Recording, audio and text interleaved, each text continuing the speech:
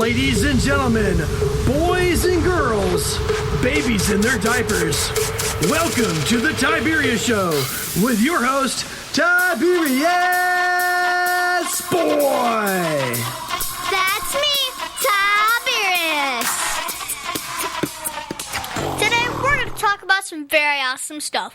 We have a video about creating hobbies, a book about the Revolutionary War, and we have a totally awesome guest. Today we have the one, the only, the amazing Tom Todia.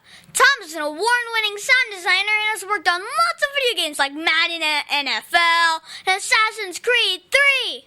It's really nice to meet you, Tiberius. Thanks for having me on. And today we're going to start off with the video of the week, and this is going to be a fun!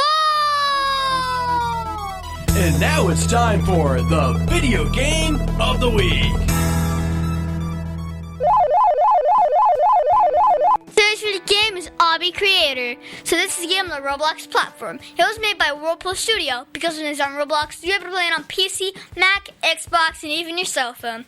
And it is free!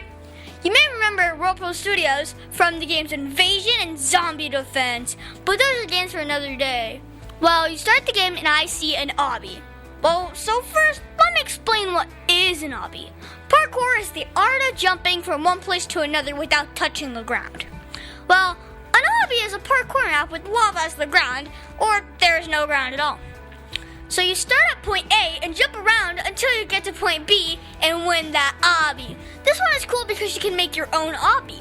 You click edit and then you edit your obby, and then it offers lots of shapes and traps for you to use to make your obby. There are cutters, fading jumps, staircases, and even lava checkers. I like the tree climb because it's really challenging. I give Obby Creator 8 out of 10 stars because it's super fun to make a super hard obby that everyone is trying to beat. Plus, it is fun to beat other people's designs.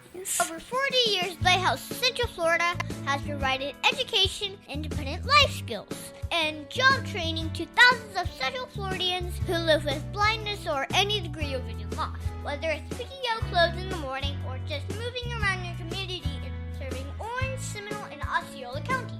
Contact Lighthouse Central Florida at 407-898-2483 or visit them online at lighthousecfl.org. The Tiberius Show would like to thank one of their dedicated sponsors, Custom Designs Orlando. These guys are on Mills Avenue and do all sorts of stuff, ranging from photo ID badges, engraved signs, custom braille ADA signs, vinyl lettering to trophies and awards.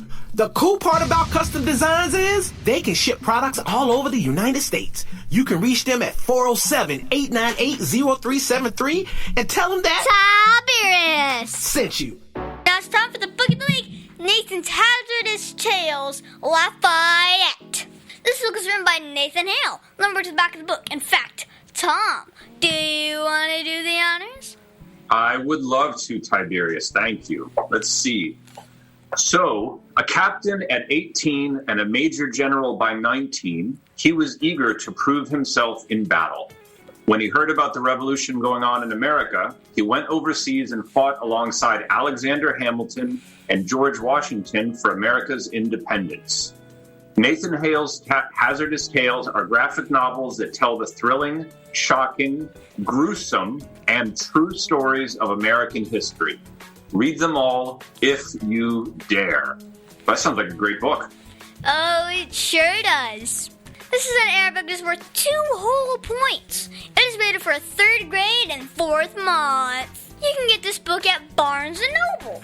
Lafayette was a great fighter in the 1700s. So Lafayette was in a war between England and America. So he was going up a hill and boom! A cannon hits Lafayette. The visuals is too graphics for radio, but let your imagination do its worst. Oh, no. What will we do? The sentence of his son over his father's passing. All of Lafayette the First's ownership was then given to his son, Lafayette II. And now Lafayette II was an orphan. He took vengeance against his father's death. He was going into the same war that his father went into. Which side will win the war? Well, if you know your history, you already know. Do you know what happened to Lafayette II? Well, he was so cool. Maybe I should ensure that you go read the book yourself and find out all the bloody facts in this. I give Lafayette 10 out of 10 stars because I really like that Lafayette II took a stand for his father's death, and I really like that France has flying naked babies on their flag. I wonder why they changed it. I've been to Lafayette Square in Louisiana. Wow, that's cool. Yeah, you got to visit sometime. See David Smith Law.com. You can call him at 407-801-2667. Wait, you are not Chuck. My dad can help when people get hurt. He loves to help people. If you are ever injured at work or in a car accident, you should call my friend Chuck. You can call him at 407-801-2667. That website again is cwsmithlaw.com. Offices, Orlando. Does it actually have that much W's? Mid-State Fire has been providing top-quality fire equipment services for 3 generations to the Central Florida area. Don't wait for an emergency to repair. Call Mid-State Fire today at 407-246-8855. Get your fire extinguishers and emergency lighting for both your home and businesses by visiting www.midstatefire.com. That number again is 407-246-8855. Now it's time for the interview of an interesting person. Today's guest is going to be so much fun. Today we have the one, the only, the amazing Tom Todia. Tom is an award-winning sound designer and has worked on lots of video games like Madden NFL and Assassin's Creed 3. That's true, I have. I love sound, I love music, I love making sounds, and I love video games. So it's the perfect job for me, Tiberius. That's good. So first off, how are you enjoying being on the show? I'm loving it. Thank you for inviting me on. You are a character. You are Great welcome. book. You are just so welcome. Okay, so you make all of the cool music in my favorite video games. Can you name some that you have worked on? Well, sure. I don't know that I've made music for all of your favorite games, but I've tried. I work at Electronic Arts, and I work on a lot of sports titles. So I work on soccer and NBA and football games a lot. And I've done a lot of work recording sounds for other people's video games. So people will send me out to record guns or cars or explosions or all sorts of things that then they'll put into their games, and I record orchestras, and I've worked with SeaWorld and Google and Electronic Arts and Ubisoft and a bunch of different companies. I've been very lucky. Okay, so what got you interested in making music for video games? Well, I've been interested in sound, music my whole life. So I grew up around music. My family is very into music, and originally I wanted to make a career working in recording studios, which I did. But the hours were kind of brutal, and I have a family, so I found the next best thing, which is video games, because I've loved video games since I was, even before your age, when they made the Atari, which was a long time ago, in the early 80s. And I've always wanted to do it. For me, it's a dream come true, because I love music and video games, and now I get to work with both of them all the time. So what is your favorite type of music? Oh boy, it's not possible to pick a favorite type of music. It's kind of like food. Depends on the mood. You know, music is something we use to enhance our emotions and dive into what we're feeling at the moment. So when I'm in an energetic mood, I like energetic music. When I'm in an intellectual mood, I love classical. My wife is a trained classical pianist, so we have a lot of that in the house. I love jazz. I love rock, hip hop, all of it, really. Wow. Yeah. So do you play an instrument, or do you make the music on a computer with a program? I actually engineer. I don't make much music myself. I help produce music, but I hire musicians that are much more talented than I am. And I record them, and I make it sound good, and I put it into the game. But that's more of what I do than actually making the music itself. Okay.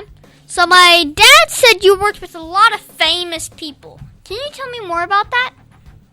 Well, sure. I've worked with some famous people. More people people would have heard of when I was in the recording studio. So I worked with a musician named Usher, who's a very big artist, and one named Brian McKnight, who's a big artist, and one named Jennifer Lopez, and Enrique Iglesias, and Ludacris, and rap music, and lots of artists. Donna Summer. These are all before your time, Tiberius, but important pop artists of their day. Okay. So, when you worked with famous people, were you ever nervous? Oh, always nervous. Yeah, to this day I'm still nervous. And really, whether they're famous or not, when it's showtime, I'm always a little nervous because you always want everything to go well, but that's part of the excitement of what you do, is that something could go wrong and something could go right, and it makes it more interesting. But yes, if I ever stop getting nervous, I'm going to worry that I'm not interested anymore. Okay. So you mean you were like running the audio board in the studio? Yes, exactly. That's one of the things I do, but I love audio gear almost as much as I love music. I love microphones and recorders and digital equipment and computers and all of it. It's fascinating to me. Okay. So how did you decide to change music from music albums to video games? Well, video games is a huge industry, and when you're into music or whatever it is that you do, there are a lot of different avenues to make a living at it. And video games is a multi-billion-dollar industry, and it's not going anywhere. And also, I'm getting to an age where it's not really appropriate to play as many video games anymore. So by working on them, I get to keep doing it, and nobody can say I'm acting childish because that's how I make a living. My dad does the same thing. He always plays video games. Yeah.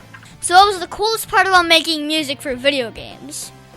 The coolest part about it is when it's done. It's a lot of work. But the cool part about it actually is watching other people play the games and really get lost in them and have fun with them, and knowing you had something to do with that. It's only a video game. I'm not saving the world, but it brings people entertainment, and it's has value, and I enjoy it quite a lot. Okay. So did it take a lot of school or training to get good at it? I did go to school. I went to a school here actually in town about 25 years ago called Full Sail University, and also taught there for a while. And then I've been doing music production ever since, pretty much 7 days a week. Okay. So what is the hardest part about making music for video games? Oh, the hardest part is getting it all done on time and on budget. It's because it's art. It's kind of like what you do. It's you can do things, but to do it right and to make everything work the way you want it to on time involves a lot of different people, and there's all sorts of things that can go wrong. But when it goes right, it's very satisfying. Now, your bio says you worked at a Full Sail as a course director. Now, what does that mean? Yeah, so Full Sail is a college here in Winter Park, and they teach music production and film production and video games and creative writing and a lot of creative art type things. And I worked there for years as a course director, which means I ran a course, kind of like a professor, and I taught the audio for video games program. Okay. So now your bio says you also ran a company called Engine Audio. Can you tell me more about that? Yeah, Engine Audio is a contracting company, which basically means me and my team can work from anywhere remotely, not in the building, and they will hire us to do certain parts of production, maybe record or bring them new content. So we're a service provider that produces things for video games remotely and as a freelancer, which means I don't work necessarily at the company. I have my own company, and they hire me to do individual parts of the game. Okay, so now you're working at Electronic Arts. My dad grew up with EA. I really like Plants vs. Zombies. How did you get the job at EA? Actually, I got the job at EA because of Engine Audio. So my contract company, they hired us for years to do work for them, and then eventually asked me to come on full-time and be part of their team. So now I'm a silent partner in my business, because when they... In our industry, when you get hired somewhere, they expect you to only work on their projects, and it's called a non-compete clause, so that you don't interact with any other teams at all. It's kind of like the CIA. Wow. So you have worked in a studio, a school, and one of the best video game producers. What is the most fun to do? Oh boy, the most fun to do is when we finish a game and it's over. We get together and have a very big party, and there's hundreds of people, and that worked really, really hard and almost fell apart the whole way. So it tends to be quite the celebration. That's my favorite part, when it's done. How many games have you worked on? It's altogether about 10 games so far. You know, they take a few years to make, so they spread them around. I mean, they are really hard to do, not gonna lie. They are. You're right there. You're right. So There's a lot of smarter people than me on the team, so thankful for them. Yes. So what's the craziest thing that ever happened at work? Wow. The craziest thing that ever happened at work. The craziest thing that ever happened at work is that I was stuck in New York City working on an album. This wasn't a game, but on a music album in downtown New York. And it was Halloween night.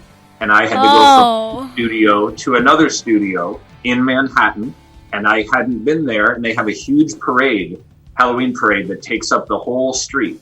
And I had to bring some tapes from one side of the street to the other.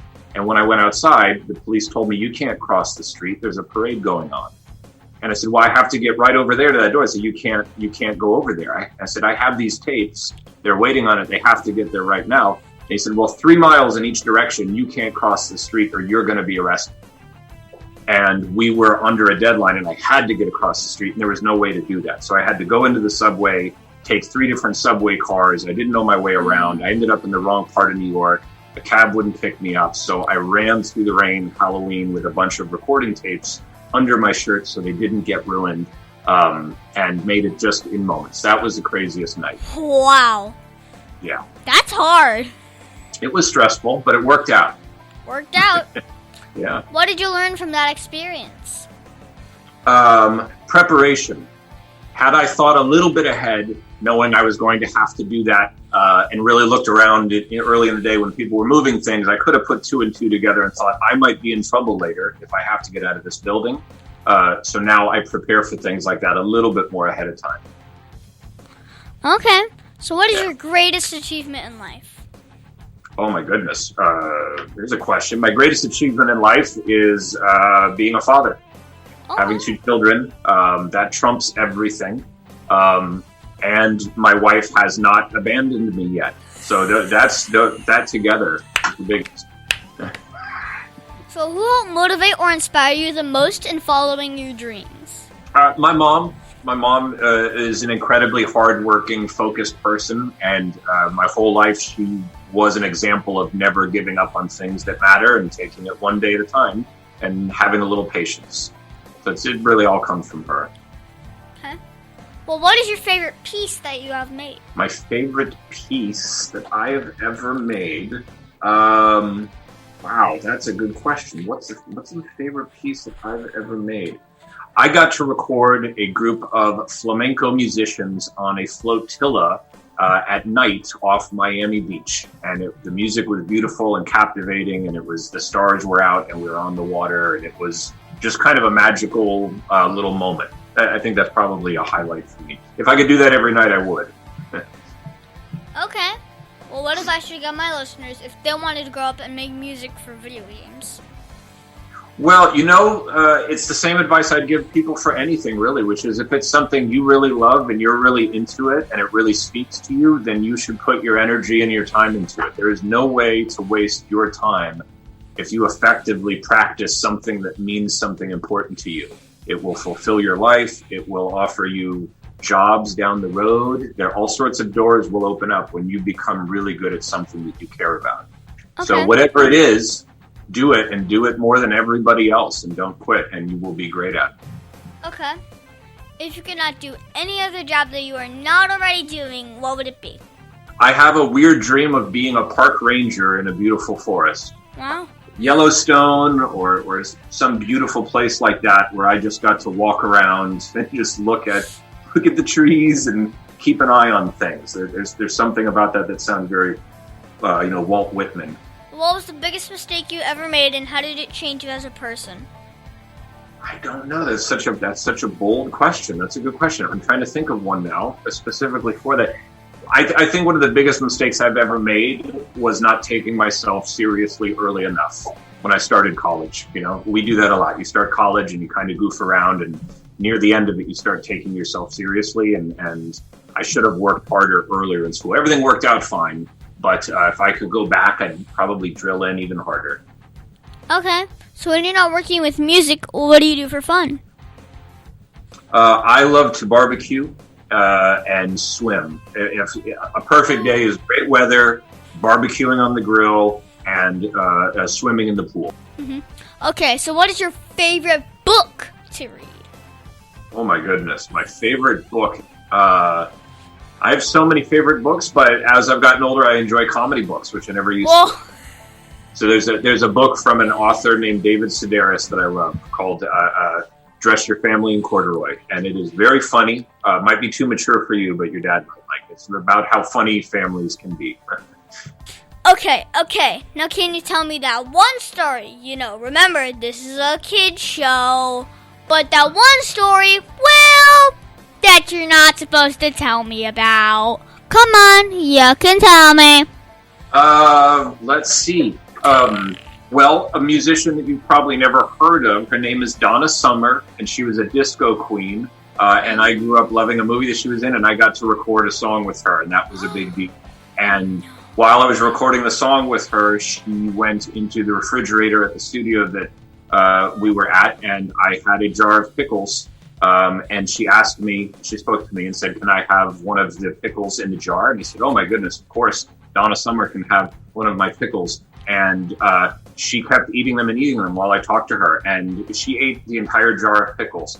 And I just think it's the weirdest thing I've ever seen, that this beautiful, elegant woman that I've wanted my whole life to meet spoke to me only as she finished a whole jar of pickles and then left.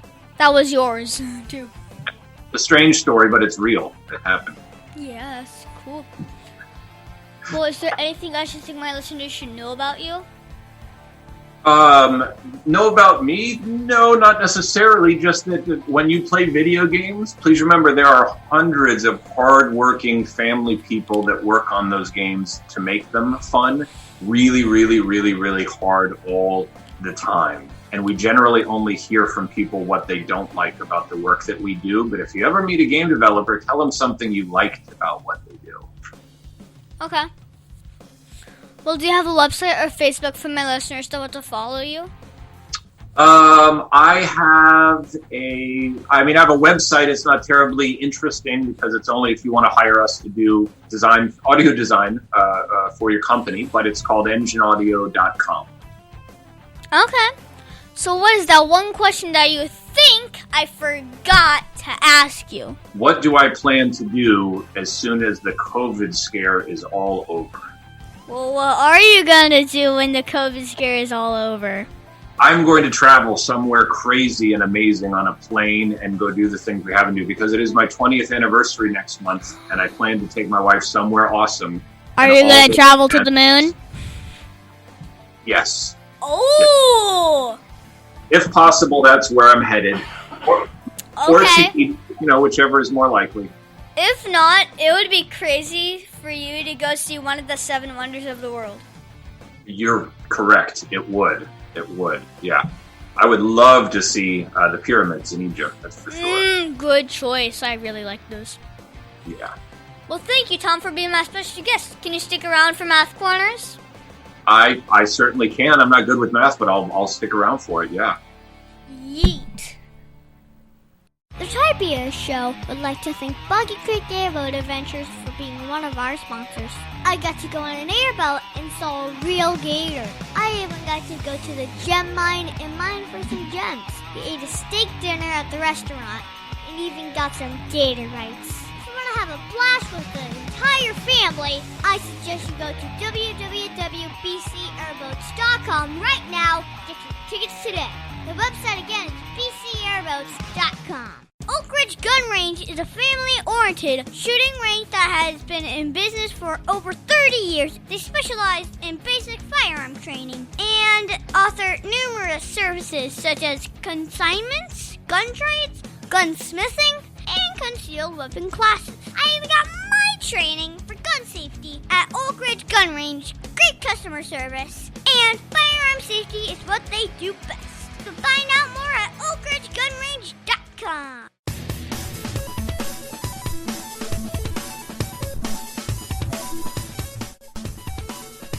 Tiberius' favorite subject, it's Math Corners!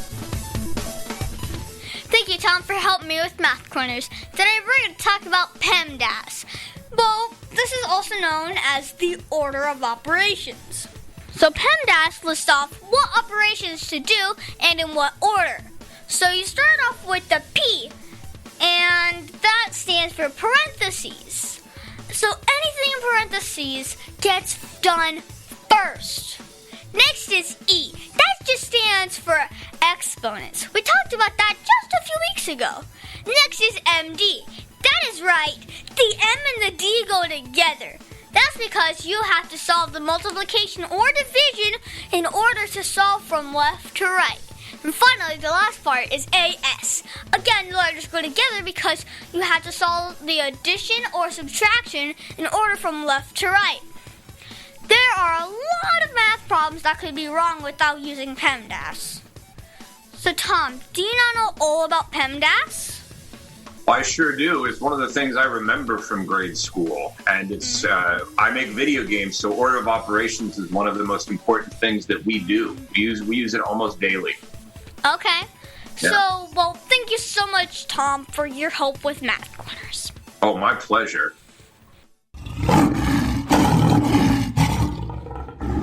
Now it's time for the Heart of a Lion. As you know, we talk about the qualities of living by the heart of a lion, which stands for leadership, integrity, obedience, and nobility. This week, we're going to talk about integrity. For me, I think integrity is doing what is right even when no one else is looking. The qualities of integrity are honesty, sincerity, truthfulness, and fairness. So I was in music class this week with Mrs. Sweet. She was not looking. Our class as a group was practicing the Hark the Herald Angels Sing song and Joy to the World song. We wanted to get better at it for our performance this week in chapel. We were not told to do it, but all of a sudden someone started it and we all just joined in. It was pretty cool to see the class working together even when we were not told what to do. So Tom, did you see or use integrity at all this week? Oh, I see and use integrity all the time. It's one of the most important things that there is, integrity. And a small one this week would be someone delivered an Amazon package to my house that did not belong to me, that I didn't actually order. Really? Yeah, and either I get a free present or I send it back and make sure it gets to the person that paid for it that earns it. And of course, I called them and let them know to please pick it up and return it to the correct person in time. A little integrity goes a long way. So, of all the Heart of a Lion virtues, which is your favorite? Well, my favorite one, I'm looking at them, I would say integrity. Really, I mean, those are all great, but I think leadership, obedience, and nobility can all come out of having integrity, you know? Okay. Doing the correct thing and not trying to cheat to get what you want out of something. It's what integrity is all about. And if everybody used it, life would be better for everyone. Okay. Well, we should always try and be lion strong in everything we do, shouldn't we? Agreed. Yeah, 100%. And that's our show, folks. I want to thank the one, the only, the amazing Tom Todia for being on my show. It has been so much fun talking with you today, and I hope one day to see your office where you and your team make those awesome video games. Oh, Tiberius, the pleasure has been all mine. Thank you so much for having me on your show. And when everything relaxes a bit, it would be great to have you and your dad come do a tour of Electronic Arts and see what we do. And I hope you come to the electronicarts.com site and see the types of games we're working on and what we have coming out in the future. Okay. And be sure to listen to us next week on the Tiberius Show. Dear host, Tiberius Boy! The Tiberius Show is not filmed in front of a live studio audience. Executive producer, Joseph Boyd. Production editor, Pierre Laguerre. Green Room manager, Danny Boyd. and your program host, Tiberius Boy. The Tiberius Show is copyright 2018.